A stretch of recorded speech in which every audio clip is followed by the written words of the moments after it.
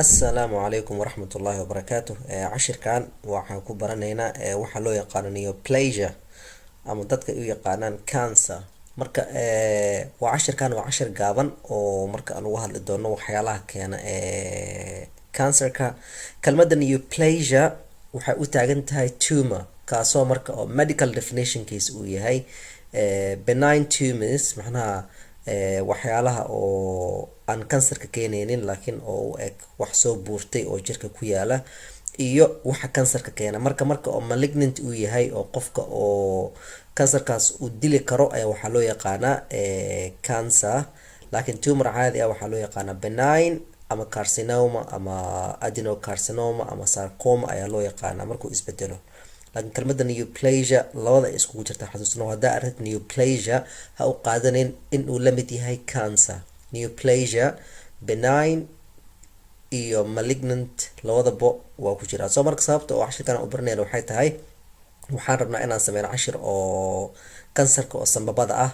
marka si aan cashirkaas ku fahanno waxaa muhiim ah waxyaalaha kansarka uu yahay iyo qaabka u sameysmo in aan barano. marka cancer marka inta hore ugu sii gudbin waxaan arkay report oo cisbitaalka Turkida ay ku leeyihiin. waxaan maleynaa cisbitaalkan oo Uniso loo yaqaano, ma ogi in oo cisbitaalka hore Digfaar uu yahay in kale, oo marka ay ku baareen inta qof ee cancer ay ku arkeen oo cisbitaalkaas oo diagnose lagu sameeyay. dhibka jira waxay tahay maadaama aysan jirin central macnaha oo health organization oo public health oo og inta qof oo uu ku dhacayo cancer, inta qof oo u dhimatay. laakiin datadan yar Turkishka ah ayaa waxay ku arkeen cisbitaalka 403 case oo cancer ah, kuwaasoo marka da-dood ay u dhaxaysay 18 jir ilaa 97 jir. marka kansarada ay ku arkeen kuwa ugu badan ayaa waxay ahaayeen esophageal cancer ama kansarka oo ku dhaca meeshaan cuntada ay marto ee loo yaqaano esophagus. waa dhuuntan oo dhuunta ka qaada oo ilaa caloosha geysa raashinka. soo marka haddaa la barbar dhigtid wadamadan kale oo Western Europe meelahan waxaa u badan lung cancer iyo breast cancer. soo marka saan arkeyno kansarka ugu badan oo ay arkeen, inkastoo ay tahay data yar oo hal cisbitaal kaliya diagnosiskiisa ah, laakiin waxay ila tahay waxyaalaha keena esophageal cancerka waxaa ka mid ah gastroesophageal reflux, macnaa GORD wax loo yaqaano gastroesophageal reflux disorder, oo soomaalidana si fiican ugu yaqaaniin gastric, oo ah aashito oo kusoo laabata esophaguska. sphincterka ama valvaha oo u dhexeeya caloosha iyo esophaguska ayaan si fiican u xirmeynin, taasoo keenaysa in acidka uu kusoo laabto esophaguska. taas waxay keenaysaa marka waxaa loo yaqaan erosion, in uu tirtirmo oo unugyada oo line gareeya esophaguska, macnaa unugyada oo dul saaran esophaguska ayaa burburaya, kuwaas ay burburinayaan ama ay dissolving ku sameynayaan acidka oo ku jirta caloosha, taasoo keenaysa in uu isbedelo. sida caadiga ah esophaguska waxaa lining ku sameeya epithelial cellska loo yaqaano squamous cells, kuwaas ayaa waxaa lagu bedelayaa columnar cells. columnar cells waxaa waaye kuwo oo macnaa kalam oo kale u sameysan, macnaa cube oo kale oo dheer ayuu u sameysan yahay. waxaa lagu bedelayaa squamous cell ayuu ahaa, macnaa sida oo naturalka ah, physiological normalka ah. markii acid badan ay soo gasho waxaa lagu bedelayaa columnar cells, taasoo keenaysa in meesha uu ka dhaco isbedel unugyadii hore oo ugu jiri jiray in nooc kale lagu bedelo, kuwaasoo marka dambe isku bedelaya cancer. calaamadaha lagu gartana waxaa ka mid ah in qofkii oo cuntada uu dhunjin waayo, dhuuntiisa qofka inay raashin mari weyso, afkiisa ay kasoo laabtaan, taasoo keenaysa tumorka ayaa balaaranaya ama macnaa malignant tumor ayaa balaaranaysa oo xiraysa esophaguska, taasoo keenaysa qofkii inuu u dhinto.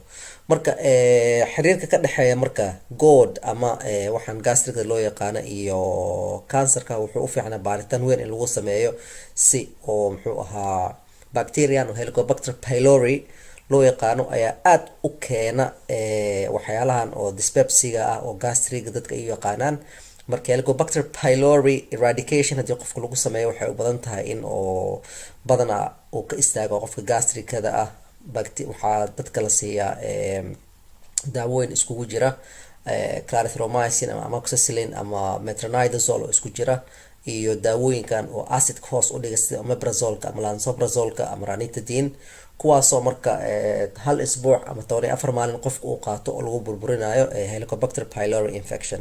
So marka waa arrin aad iyo aad u baahan in baaritaan lagu sameeyo. Marka daatadan oo Turkiga ay kasoo saareen cisbitaalkooda waa data aad muhiim u ah oo public health macnaha oo information siinaysa kansarada ugu badan wadanka iyo meesha oo targetka uu yahay. So marka barashada oo kansarka waxaa loo yaqaanaa oncology, onco oo u taagan macnaha wax tumor ama wax soo weynaaday, iyo ology oo ah studying.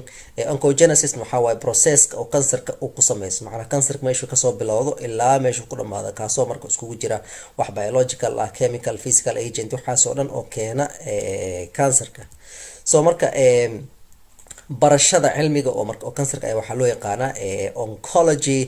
Marka kelmadda oo neoplasm cashirka waxaan ku sharaxnay markii hore. Neoplasm waa kelmad oo iskugu jirta tumor oo benign ah. Benign waxaa laga wadaa aan jirka weeranaynin, oo haddii qofka badanaa hadda ragga waxaa ku dhaca waxaa loo yaqaana benign prostatic hyperplasia, taasoo ah ragga markay weynaadaan konton sano markay ka weynaadaan hormoonka muxuu ahaa prostateka oo ku dul yaala bladderka agtiisa ayaa balaarta, kaasoo xira meeshii kaadida ay soo maraysay. Waa normal marka weynaantaas oo prostate uu weynaanayo. Cancer oo wuxuu noqon karaa oo malignant ah ama wuxuu noqon karaa benign tumor. So marka kelmadda cancer badanaa waxaa loo isticmaalaa malignant, macnaha in oo wax uu yahay halis ah oo isbedelay, transformation sameyn kara, metastasis iyo invasion oo dadka ku sameyn kara. So marka kelmadda cancer waa kelmad emotional ah oo xoogaa dadka aad iyo aad ay ugu baqaan, xataa inaysan magaceed ku dhawaaqaynin dadka qofkii diagnosis cancer lagu sameeyo ama qofkii familkood loogu sheegay cancer inuu ku dhacay, oo macnaha emotional oo dadka oo murug weyn gelisa. So marka waxaan soo sharaxnay marka esophaguska Soomaali dhibaato uu ku hayay. Marka esophaguska markii aashtada ay caloosha kasoo baxda ay kusoo laabato, oo qofka xataa oo dhuntiisa uu ka dhamin karo aashita oo caloosha kasoo laabatay oo macnaha muddo dheer chronic soo taagan, isbedelada ku dhaca esophaguska oo epithelial cells squamouska ah oo dul saaran esophaguska oo lagu bedelo columnar epithelial ayaa waxaa loo yaqaanaa Barrett's esophagus. Barrett macnaha isbedelada oo esophagus ku dhaca ayuu noo sheegayaa. Marka haddii esophaguska oo lagu sameeyo muxuu ahaa baaritaan endoscope lagu sameeyo oo lagu arko in isbedel uu ku dhacay oo squamouskii lagu bedelay columnar, taas waxay u eg tahay in meeshaas cancer uu ku dhici karo oo isbedeleen muxuu ahaa unugyadii oo naturalka ahaa. So marka cancer calaamadaha lagu garta maxay tahay? Cancer waxaa waaye unugyada oo cancerka waxaa kasoo qaada inay yihiin dad loogu talagalay hal meel ay ka wada shaqeeyaan, oo macnaa unugaas oo kansarku bedelayo wuxuu kamid yahay unugyada normalka ah jirka ku jira, sambabka ahaado, breast tissue ha ahaado sambabada, keliyaha, germline, meel kasta uu ku jiro. So marka sida caadiga ah waxaa u dhexeeya unugyada tight junctions, desmosomes, waxyaalahaas oo isku haya oo si u shaqeynaya oo wada jir ah, si collaboration ah. Unuga oo isbedelay oo DNA-giisa uu qaldamay oo kansarka noqday, calaamadiisa waxay tahay inuu amarkii uu maqli waayo oo unugyadii kale oo caadiga isla shaqeynayeen oo uu iska bato oo uusan la shaqeynin, in oo tight junctions oo desmosomeska iyo waxyaale isku xiraya cellska uu ka baxsado, in uu la soo baxo borotiino cusub oo suurtagelinaya in oo uu socdo sida immune cells oo kale, oo sida amoeba u socdo oo kale, oo ay yeelato awood ah in ay socoto. Calaamada marka waxaa waaye self sufficiency, in ay macnaa in ay korto signal la-aan ama signal ay soo saarto oo ay ku weynaanayso, in ay dhiman weyso unugyada markii oo qalad uu soo galo DNA-gooda waxaa ku dhaca waxa loo yaqaan apoptosis ama in ay isdilaan. Apoptosiskana macnaa ma sameynayso maanta oo dhan, macnaa way sii weynaanaysaa. waxaa ku dhacaya in mitosis aan dhamaanin ay sameyn karto, in xataa haddii hormoon ay u imaadaan oo u sheegaya in ay joojiso mitosiska, in aysan dheg jalaq u seenin oo ay sii weynaadaan, in oo glucoseka oo waxaa loo isticmaalaa oxidative phosphorylation ama mitochondria in ATP laga soo saaro, in energetic oo metabolismkood ay u bedelaan anaerobic, macnaa oo glucoseki ay u isticmaalaan cytoplasm ka dhacay oo iska dhaafaan kii muxuu ahaa mitochondria energy laga sameynayay, in immune systemka uusan waxba ka tarin oo ay qariyaan HLA ama MHC class 1 waa borotiino dul saaran oo signaling ah, kuwaasna way qariyaan in dhiig cusub ay samaystaan, macnaha blood vessels in oo xidido cusub oo dhiig ah in ay samaystaan si ay ugu imaato oxygentii iyo raashinkii kulli ugu imaado in oo unugyada kale agtood ah ay ku balaartaan, kadibna ay ku faafaan dhiiga, in DNA-good uu yahay unstable, macnaha in oo qalad u soo galay DNA-gooda oo u isbedelay deletion ama translocation waxaanu ku samaysmay, iyo in inflammation jirka ay ku sameeyaan. Inflammationkaas oo ku saacidaya in oo cancerkii usii balaarto. Inflammationka waxay u isticmaalayaan qaab oo ay kusii balaartaan oo growth hormone oo kale soo saara. So marka waa calaamadii hore aan soo sheegnay. Marka meel walba oo calaamadahaas ka mid ah waa target oo daawooyin ay target gareyn karaan. Waxaan soo sheegnay in cancerka oo metabolismkood uu qalad ku jiro, in mitosis aan dhamaanaynin, in oo hormoonada oo loogu talagalay in oo mitosiska ay joojiyaan inaysan dhageysanaynin, in immune systemka iska ilaalinayaan, in forever division ay sameynayaan, in inflammation uu soo saarayo, in tumorka uu sii bato, in ay samaystaan ama ku faafaan unugyada dariskooda ah, kadibna ku faafaan dhiigga oo ay tagaan meel fog. Waxaa arkaysaa cancer ku dhacay muxuu ahaa sanbabada oo u faafaya lafaha, macnaha xididda dhiig inay samaysmaan. waxaan marka waxa waaye meelaha oo daawooyinka oo anti-cancer treatment oo targetka ah oo laga target gareyn karo si loo daaweeyo cancerka. So marka waxyaalaha cancerkeena marka wuxuu noqon karaa wax exogenous ah, sida hore usoo sheegnay, sigaarka oo ah waxyaalo oo aad iyo aad muhiim u ah cancerka keena, virusyada qaar sida oo Epstein-Barr virus ama human papilloma virus, radiation, dadka qaar oo qoraxda seexda, gaar ahaan dadka cadaanka oo kale, waxaa ku dhacda in oo ay qaadaan skin cancer, ama in oo radiation oo radioactive ah sida x-ray badan oo qofka la saaray oo kale, in radiationkaas uu bedelo DNA-ga. Si lamid ah raashinka, acid reflux waa soo sheegnay. waxaan oo dhan marka waxay bedelaan DNA makeup, DNA-ga oo qofka oo aad iyo aad loo ilaaliyo inuusan isbedelin. markii waxaas isbedelaan ayaa waxaa dhacaya in oo mutation uu ku dhaco DNA-gii. mutationkaasna repair lagu sameyn waayo, sababtoo ah unuga haddii DNA-giisa qalad uu soo galo waxaa ku jiro waxa loo yaqaano muxuu ahaa enzymeyaal badan oo sameynaya correction, macnaha oo saxaya DNA qalad ka soo galay.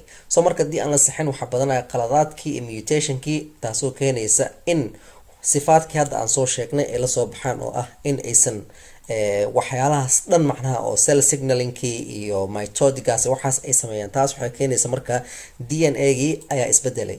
marka step wise waysan arkeyno, mid ayaa isbedelaya, haddana mid kale ayaa isbedelaya. cashirka oo carcinogenesis, cashirka kan ku xiga aan ku baran doonaa qaabka oo multi step, macnaha step wise approach-kan oo mid kale uu bedelaya. So marka san arkeyna hadda unugyadan waa unugyo oo normal ah, waxaa ku dhacaya in uu bato. kelmadda hyperplasia waxay u taagan tahay unugyo oo numberadood ay bateen, macnaha hyperplasia haddii numberada oo ay bataan waaye. hypertrophy waxaa waaye size hadduu weynaado. So marka in cancer hyperplasia ayaa dhacaysa oo ah in numberada ama unugyada numberkood uu bato, kadibna waxaa dhacaya in oo growth oo macnaha abnormal ah uu noqdo. kansa arkeyno wuxuu eg yahay kuwii originalka ah, kan waa isii bedelay shakli nooc kale lasoo baxay. kadib kan wuxuu noqday carcinoma in situ ama epithelial muxuu ahaa cancer neoplasm, epithelial neoplasm ama carcinoma in situ waa isku mid. waxaa loo yaqaanaa wax isbedelay ama cancer ah laakiin weli aan sameynin invasion iyo metastasis. kanne waa marka uu isbedelo oo uu bilaabo in uu weeraro unugyada oo agtiisa ah ama dhiiga uu raaco. So marka waxyaalahaas isbedelaya marka meesha ay saameeyaan ayaa waxaa ka mid ah waxaa loo yaqaano growth promoting proto-oncogenes iyo growth inhibiting tumor suppressors. cashirka waxaan ku baran doonaa oncogenesis cashirkan xiga, kuwaasoo marka oo laga wado waxaa ku dhex jira unugyada dhexdood laba jiinada qaar waxay sameeyaan cellka markii division uu sameynayo, marka waa wax aad iyo aad loo controlo in oo unuga uusan division iska sameynin, waa wax regulation u baahan, haddii kale san arkayno halistan ayaa imaanaysa cancer inuu ku dhaco. marka waxaan oo mitosis sameynaya waa nooc normal ah oo jirkaaga ku jira, genes oo protein oo jirkaaga ku jira, waa la regulate gareeyaa. waxaa regulate gareeyo inhibitory tumor suppressors, kuwo ka ilaaliya in oo division oo abnormal ay sameeyaan. so markii labadoodba shaqadii ay macnaha ay shaqadii loogu talagalay ay sameysmayaan, kuwii oo differentiation sameynayeen inay bataan, kuwii ka celinayeen shaqadood inay gabaan oo ayagan qalad uu soo galo DNA good oo shaqadii ay qaban waayaan oo tumorkii ay joojin waayaan in uu sii bato. taas ayaa waxay keenaysaa sifaadadkii aan soo sheegnay oo ah in uu dhaco division oo abnormal ah, cellkiina inuu yeesho genomic instability, macnaha deganaan la-aan oo DNA-ga ah, taasoo keenta in uu lasoo baxo sifaad tiro badan. waxaa xasuusnaataa unug walba oo jirkaaga ka mid ah wuxuu leeyahay 23 chromosome. 23daas chromosome waxaa ku jira ku dhawaad 22,000 ilaa 23,000 gene oo soo saari kara protein walba. macnaha unug walba oo jirkaaga ah wuxuu noqon karaa unug oo maskax, unug oo kaliyo, beer. laakiin sababta ay ku imaatay in unugyada qaar ay beer ka noqdaan, unugyada qaarna maskaxda macnaha neuron ay noqdaan, kuwa qaar epithelial noqdaan, kuwa qaar muscle ay noqdaan, waxay tahay gene-ka transcription ma lagu sameynayo. for example unugyada oo beerka waxay transcription oo kaliya ku sameynayaan DNA good waxyaalaha beerka u baahan yahay, kuwa kale oo dhan waa la aamusinaya, macnaha silence ayaa laga dhigayaa. si lamid ah kuwa immune systemka waxay transcription ku sameynayaan oo kaliya gene ay ugu baahan yihiin in ay la dagaalamaan waxyaalaha foreign-ka ah. laakiin maadaama tumor cellska oo ay la soo baxeen ay leeyihiin macnaha genomic instability oo uusan ilaalsanayn ama uusan deganayn DNA good, taas waxay u suurtagelinaysaa jiiniyaasha ku jira oo dhan inay awood u yeeshaan transcription in lagu sameeyo oo protein ay la soo baxaan, taasoo awood u siin karta in sifaad badan ay lahaadaan, in unug oo beerka ah ama unug oo sambabka ah uu la soo baxo sifaadkii oo unugyada oo white blood cells oo kale. white blood cells maxay sameeyaan? waxay u haajiraan meelo badan oo jirka ka mid ah. taas waxay u saacidinaysaa marka in invasion and metastasis ay ku sameyn karaan meelo fogfog oo meeshii loogu talagalay aan ahayn. so marka kan waa iska wixii hadda repeatkan soo sheegnay, waa normal cell. normal cellkii ayaa waxaa dhacaya DNA-giis inuu isbedelo, kaasoo u keenaysa hyperplasia. kan marka waxaa waay terminology-gan oo dysplasia, metaplasia, hypertrophy, hyperplasia, atrophy waa ereyo oo aad iyo aad loogu isticmaalo markii cancer la baranayo iyo jirooyinka dhanbo. atrophy waxaa wax inuu yaraayo size-kiisa, sida oo muscle atrophy oo ku dhacaya marka qofka dementia qabo oo kale, ama muruq aadan isticmaaleynin haddii oo qofka cast lagu xiro gacanta ay ka jabto oo kale, muscle atrophy aa kugu dhacaya in size-ka uu yaraado oo unugyadii oo muruqa. hyperplasia waa in size-ka uu bato, kaasoo noqon kara wax oo normal oo physiological ah iyo qaab oo cancer ah. hypertrophy waxaa waaye size-kii caadi inuu ka weynaado. si lamid ah waxaa ku arki kartaa haddii muruqyadaada aad dhistid oo gacanta kor in muruqyadaada ay weynayaan, hypertrophy ayaa loo yaqaana. macnaha numberka ma badan, size-kaa weynaaday ayaa laga wadaa hypertrophy. metaplasia waxaa laga wadaa in noocii ay ahaayeen laga bedelay. example markii qofka cancer uu kaga dhacayo sambabka, respiratory epithelium waxaa waaye columnar epithelium cell. metaplasia ku dhacaya waxay tahay columnar epithelial ayaa waxaa lagu bedelayaa squamous epithelial. si lamid ah esophaguska waxaa ka dhacaya wuxuu yahay physiologically esophaguska waxaa waaye squamous cell. haddii metaplasia ay ku dhacdo waxaa lagu bedelayaa columnar cells. marka haddii metaplasia ay dhacdo waa cancer oo soo bilaaban rabo, macnaha instability ayaa meesha ku yimid, adaptation ay arintaas ku imaatay. macnaha sababta haddaa isweydiis oo sambabada oo haddii oo qofka sigaar uu cabo oo columnarka ay ugu bedelaan squamouska, ama sababta oo kuwa esophaguska squamouska ugu bedelaan columnarka waa adaptation, in pressure oo soo gaaray unugyadaas unugyo kale oo ku habboon macnaha oo iska ilaalin karo dhibaatadaas soo gaartay ayaa loogu bedelayaa metaplasia. laakiin metaplasia hadduu dhaco maxaa ku xiga dysplasia, dysplasia maxaa ku xigo cancer. so marka waa halis, waa saansaanta lagu garto in meeshaas cancer uu kusoo socdo haddii mar calaamad lagu arko metaplasia oo Barrett's esophagus oo kale.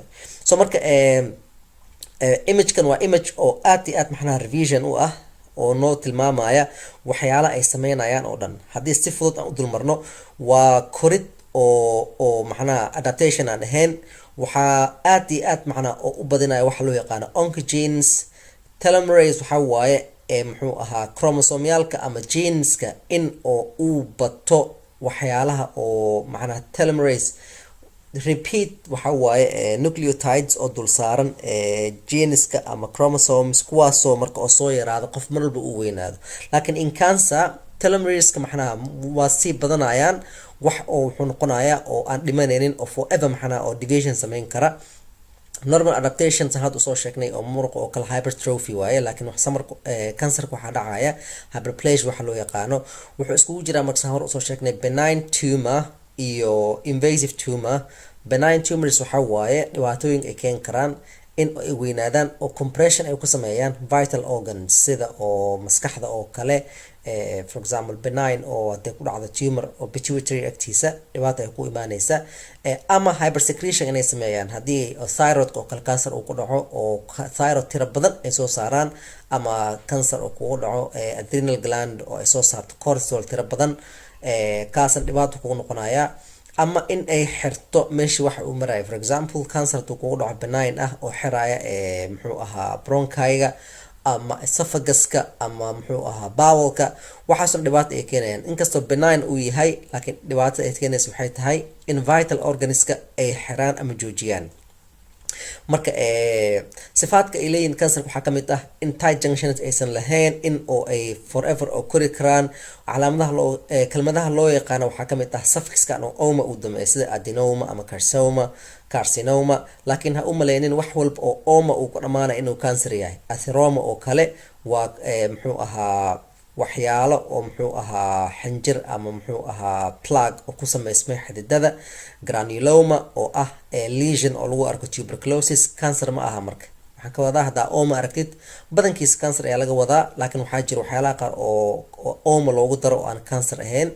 marka waxaa kaloo jira marka carcinoma iyo sarcoma. markii oo wax neoplasia uu ku dhaco wuxuu noqonayaa saan hor usoo sheegnay wax benign ah ama wax malignant ah. haddii benign uu yahay wuxuu noqon karaa adenoma cancer ma ah. haddii uu yahay macnaa waxaan ka wadaa malignant ma ah. haddii malignant isku bedelo waxaa loo yaqaanaa adenocarcinoma. si la mid ah haddii oo wax connective tissue ah uu ku dhaco muxuu ahaa oo malignant uu yahay, waa in lagu daraa sarcoma. so hadda bone sarcoma, muxuu ahaa skeletal muscle sarcoma, in oo kelmada sarcoma lagu daro waayo connective tissue. laakiin haddii uu yahay bas muxuu ahaa rhabdomyeloma oo kale, wuxuu u taagan yahay wax benign oo neoplasm ah. saan soo sheegnay waxaa waaye calaamadaha kale oo neoplasia lagu arko reduced apoptosis inay dhiman waayaan, in uu qaldan yahay gene-ka oo muxuu ahaa apoptosiska. histological haddii microscope lagu fiiriyo waxaa la arkaya nuclearka oo cancer cells oo weynaaday, in colorka oo nuclearka macnaha markii waxaa lagu daraa dye ama color oo markii microscope lagu fiirinayo waxaa la arkaa marka nucleuska oo aad iyo aad macnaha colorka oo aad iyo aad loo arki karo oo ku darsamayo, in size-ka iyo shakliga iyo colorka uu qaadanayo uu isbedelo size-ka normalka ahaa, in muxuu ahaa cohesion uusan lahayn, aysan ku dhagsanayn salyaalka kale, in mitotic activity oo tira badan uu sameysmo. waxaa grading loogu sameeyaa markii la fiiriyo tumorka muxuu ahaa degree of differentiation. for example grading waxaa waaye markii kasoo qaad for example haddii oo sambabada oo kale tubooyinka taga cancer uu ka dhaco ama sambabka gudihiisa, unugaas waa inuu ekaada unug oo ah sambab. cancerka waxyaalaha uu sameeya waxay kamid tahay in unugii uu isbedelo calaamadii ahayd inuu yahay unug oo sambab ah. wuxuu tirtiraa calaamadihii lagu garanayay. so marka the more oo ay yaraato calaamadii lagu garanayay unugii uu kasoo jeeday, waxaa badanaysa halista uu yahay. macnaha waxaa loo yaqaana degree of differentiation, heerka uu kala eg yahay unugii oo originally uu kasoo jeeday. the more uu ka duwan yahay the more halis uu yahay. stagingkan waxaa waaye heerka oo cancerkaas uu gaaray, inta oo size-ka uu yahay, inta oo lymph node uu tagay, metastasis inta uu gudbay. so marka cell typeka marka iyo originka ayaa lagu bartaa marka for example hadda haddii uu yahay basal cell carcinoma o metastasis uu sameeyo oo la arki karo macnaha waxay noqonaysaa xoogaa in oo prognosiskiisa uu fiican yahay laakiin haddii aad uu iskugu bedelay unugii uu kasoo jeeday originkiisa oo basal cell carcinoma ahayd dhibaata ayaa keenaysa so marka sababtan waxay tahay different tumors waxay leeyihiin different prognostic macnaha qofka uu ku dhaco tumorada qaar for example breast cancer oo kale haddii qofka uu ku dhaco oo mar hore laga arko si dhaqso ayaa loogu daaweyn karaa laakiin tumorada qaar oo lung cancer oo kale aad iyo aad ayay u yar tahay wax laga qaban karo oo qofkaas ay u badan tahay within 6 months in oo u dhinto sababtan waxay tahay waxay wataan unugyadaas oo cancerka ah waxa loo yaqaano proteolytic enzymes macna proteolytic waxaa laga wadaa waxyaalo ay ku jajabin karaan proteinada oo dhex yaala matrixka oo in ay la soo baxaan sifaad oo ah in ay guuri karaan oo ay tagaan meelo fogfog oo jirka ah inay sambabka kasoo baxaan oo ay tagaan for example lafaha iyo meelahaasi waxay lamid ah so kuwa oo neoplasm markaan soo sheegaynay waxaan dhahnay waxay noqon karaan malignant iyo benign so marka waxyaalaha oo benign kelmadaha loo isticmaalo waxaa kamid ah sessile polypoid papillary exophytic fungating ulcerated annular kelmadaha dhamarka waxay ku sheegayaan waxyaala ah benign iyo waxyaala ah malignant ku malignant badana waxaa waaye marka haddii uu yahay ulcerated annular iyo muxuu ahaa endophytic macnaha waxaa laga wadaa in growthka oo ay sameynayaan unugyadaas cancerka ah in uu yahay wax kor u baxayo iyo wax hoos u baxayo oo dhiig weerarayo haddii hoos u baxo oo basal membrane uu weeraro oo dhiig uu sii raacayo endophytic waaye ama ulcerated kuwaasoo halis ay tahay in ay sameeyaan muxuu ahaa metastasis calaamada lagu gartana waxay tahay saan hor usoo sheegnay degree of differentiation inay loos gareeyaan waxaa kaloo dhexda kaga jira unugyo dhintay sababtoo ah kuwa geesaha banaanka yaala waxay sameysanayaan angiogenesis xidido cusub oo ay kasoo jeedanayaan dhiigga soo marka kuwii kale oo gudaha ku jiray unugyada kansarka ah waxaa ku dhacaya inaysan xididadii gaarin oo kuwa gudaha ay dhintaan soo marka markii microscope lagu fiiriyo oo lagu arki karo calaamadii had aan soo sheegin waxaa waaye dysplasia inuu isbedelo metaplasia uu sameeyo oona ay maqli waayaan caretakers ama gatekeepers caretakers waxaa waaye enzymeyaasha oo repair ku sameeya gatekeepersna waxaa waaye tumor suppressor genes ama muxuu ahaa gene oo ilaaliya in unug uusan cancer isku bedelin kuwaasoo marka ay kamid yihiin genekana loo yaqaano p53 oo ilaaliya unugyada in oo mitotic aysan sameynin oo regulation aan ahayn so marka kan hore uu soo hadalnay differentiated iyo less differentiated sida oo originka ay u ekiin sida ugu duwan yihiin waxyaalaha keena waxaa kamid ah radiation cigarette virus genetic wadamadan oo reer galbeedkan badanaa waxaa dhameeya lung cancer sababtan ay tahay sigaarka iyo waxaas adduunkaad waxaa laga sheegaa in sanooyinka soo socda maadaama wadamada kale uu batay sigaar cabitaankood sida China India oo kale in lung cancer uu noqon doono cancerka ugu badan adduunyada oo loo dhinto meel walbana wuu sii zaaidanaya waxaa kaloo la sheegayaa in saliid raashinka lagu karsado cigarette-ka waxaas dhan ay keenaan habkii u sameeyana waxay tahay waxa loo yaqaan epigenetic modification epigenetic waxa waaye wuxuu ka duwan yahay macna genetic waxa wixii aabaha iyo hooyada ka dhaxashay DNA-ga si uu yahay epigenetic waxa waaye markii aad dhalatay kadib waxyaalaha environment ay kugu sameeyeen isbedelaada ah sida oo qoraxda oo kale sigaar cabtay raashin cuntay waxaas oo dhan epigenetic change ay kugu sameeyaan kaasoo ah methylation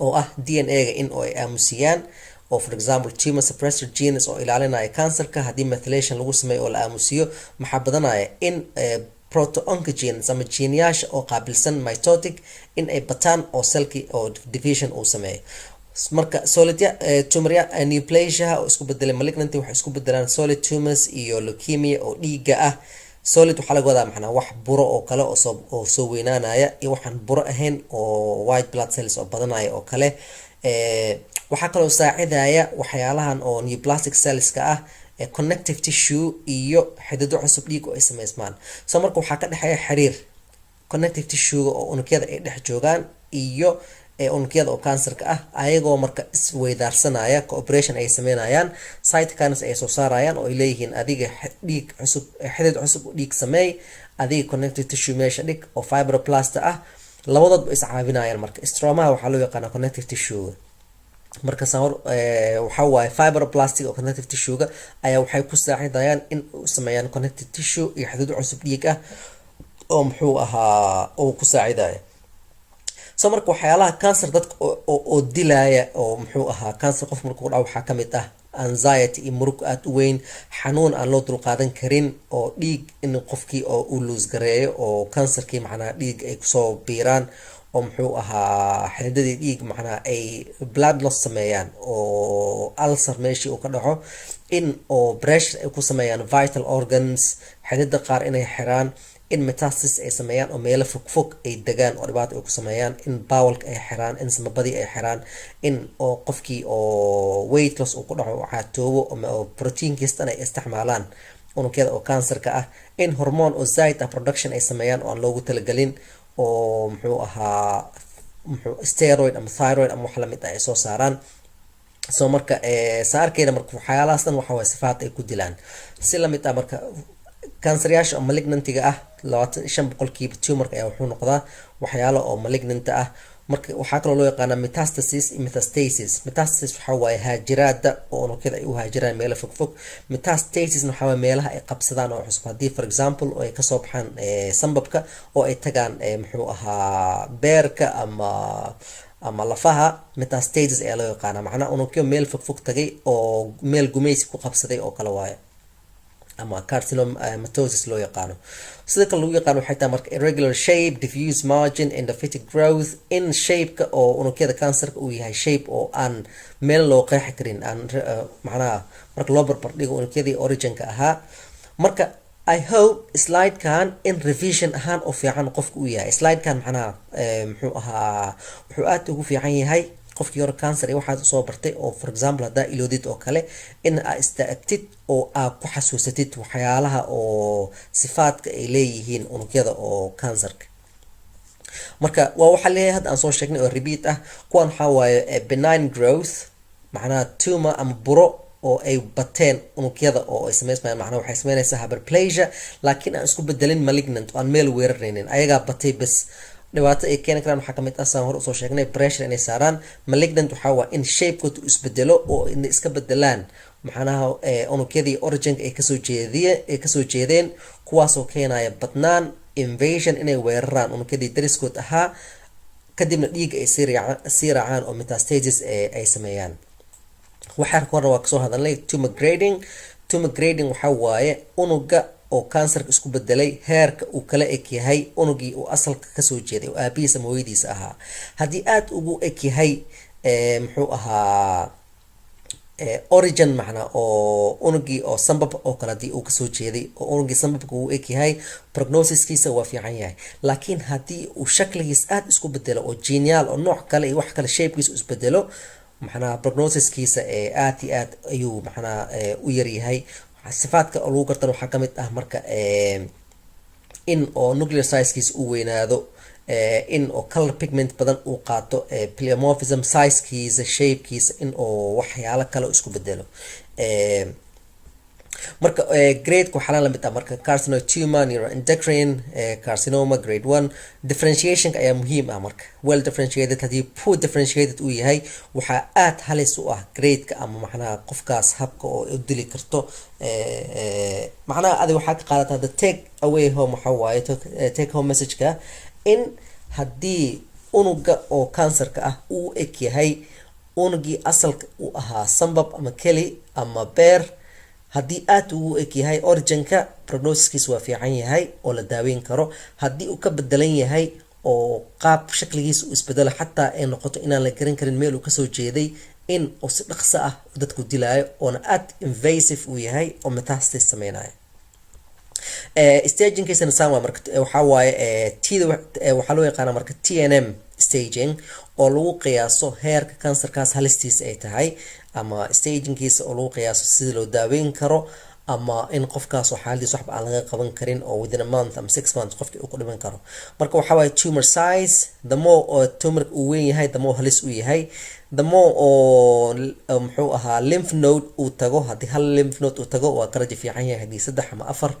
marka metastasis waxa waaye inta meel uu haajiray soo hadaa fiirsid marka haddii T1 N0 M0 aad ay ugu fiican yahay prognosiskiisa ama rajadiisa T4 N3 ama M2 macnaha wuxuu noqonayaa size-kana inuu weyn yahay in lymph node badan uu weeraray metastasis badan uu sameeyay waxaa kaloo asana la isticmaalo waxaa loo yaqaan Duke muxuu ahaa staging laakiin kan in practice waxaa aad u fiican kan oo TNM-ka oo macnaha adduunyada badan laga isticmaalo inkastoo classification badan ay jiraan oo tumor walbo ay leedahay staging kala duwan cancer maxana waxa waaye topic oo aad iyo aad oo very complex u ah soo marka laakiin hadaa xasuusnaatid in TNM-ka uu yahay qaab grading ah aad iyo aad ayuu ku fiican yahay sida oo ku xasuusan lahayd kan oo Duke waxaa aad loogu isticmaalaa muxuu ahaa colorectal cancer and stagingkiisa aad loogu isticmaalaa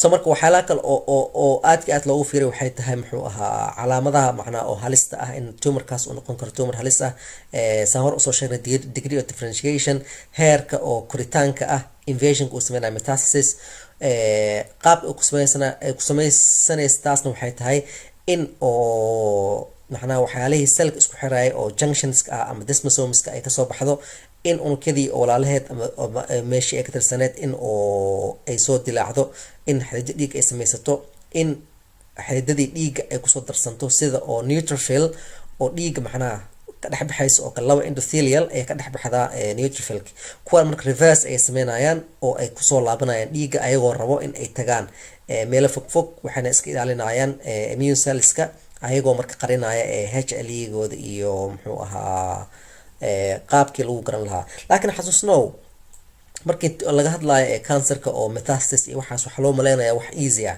waxaa xasuusataa in aad iyo aad ay u adag tahay in cancerka uu dhex maro dhiigga sababtoo immune cellska gaar ahaan natural killer cellska ayaa isla markii identification ku sameynaya oo dilaya haddii isku daydo in metastasis ay sameyso so haddii oo for example 100 oo kale oo unug oo cancer ah dhiigga ay soo maraan waxaa laga yaabaa in kulligood la dilo ama hal dhif ay ka badbaado hashaas u suurtagelayso metastasis inay sameyso sababtoo ah dhiigga dhexdiisa waxaa ka dhex socda turbulence xididada darbiyadood ayaa isgaraacmaya unugyo badan ayaa dhex socda kuwaasoo dhan marka waa halis ay ku dhiman karaan unugyadii cancerka ahaa marka hashaas kaliya badbaaday oo ayaa marmar metastasis sameysa oo dhibaatada u keenta marka meeshii ay u socotay ay tagtana waxay sameysaa in endothelial cells oo sida oo neutrophil oo extravasation ama diabetes sameynaysa oo kale in ay ka dhex baxdo oo ay weerarto markaas meeshii ay tagtay waana sida marka dhiig inay soo raacdo oo laba endothelial dhexdood ay ka dhex baxdo markay kusoo darsamaysan saan ay sameysaa markay ka dhex baxaysan saan ay sameysaa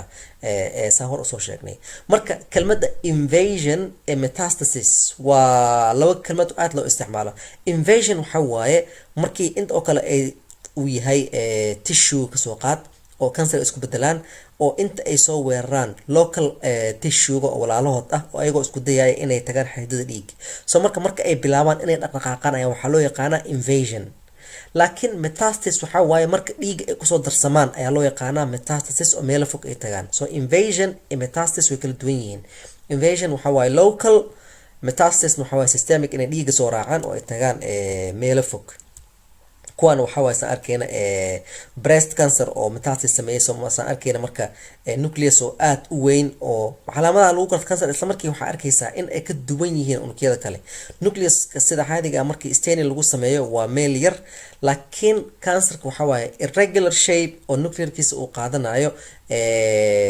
daigii badan uu qaadanayo uuna xataa la soo baxo nucleus badan oo isku qaybiyo nucleolus badan oo muxuu ahaa taasoo sheegaysa marka meesha inuu soo galay wax oo abnormal ah haddii barbardhig ay ku samaysid hadda kuwan caadiga ah iyo kuwan isla markii waxaa arkaysaa shapekood inuu weyn yahay oo wax oo different ay yihiin oo isbedelay kan waa kasoo hadalnay marka waxyaalaha oo ku caawiya in tumorkii oo u weynaado waxaa ka mid ah in oo muxuu ahaa stromaha ama connective tissue oo ku wareegsan in oo muxuu ahaa ay la soo baxaan proteolytic enzymes oo ay ku jajabin karaan ama cytokines oo ay ugu baaqayaan fibroblastiga kuwaas oo ku saacidaya in oo tumor cells ay u haajiraan dhiigii ama angiogenesis ay sameeyaan, kuwaas ayaa waxaa loo yaqaanaa carcinoma associated fibroblast.